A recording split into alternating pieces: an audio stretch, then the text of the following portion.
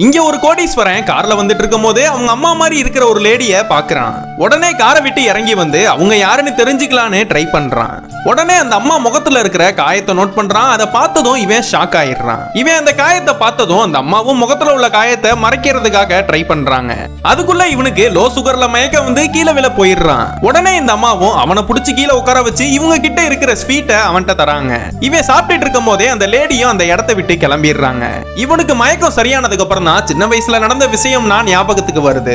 இவனுக்கு சின்ன வயசுல இருந்தே இந்த ப்ராப்ளம் இருக்கு. இவன் எப்பப்ப மயங்கி கீழே விழுறானோ அவங்க அம்மா ஸ்வீட்டை கொடுத்து சரி பண்ணிடுவாங்க. ஆக்சுவலா என்ன நடந்திருக்கும்னா, இந்த பையன் சின்ன வயசுல ஆத்துக்கு போயிருந்தப்ப ஆத்தோட ஆத்தா காணாம போயிருப்பான். அதுல இவன் இறந்து போயிருப்பான்னு இவங்க அம்மாவும் தப்பா நினைச்சிடுறாங்க. இவனுக்கு அந்த விபத்து சின்ன வயசுல நடந்தனால இவனுக்கு நிறைய விஷயம் ஞாபகம் இல்லாம போயிருக்கும். ஆனா அவங்க அம்மாவோட முகம் மட்டும் அவனுக்கு எப்பயுமே மனசுலயே தான் இருக்கு. இது இவங்க அம்மாவா தான் இருப்பாங்களான்னு கன்ஃபார்ம் பண்றதுக்காக அவங்க ஹிஸ்டரியை தேட சொல்லி அவங்க பிஏ கிட்ட சொல்றான். பிஏவும் இதெல்லாம் செக் பண்ணிட்டு இதுதான் உங்க அம்மான்னு கன்ஃபார்ம் பண்ணிடுறாங்க. போய் பார்த்தா இவ்வளவு கோடீஸ்வரனா இருக்கக்கூடிய இவங்க அம்மா மார்க்கெட்ல காய்கறி கடையில வேலை பார்க்கறாங்க.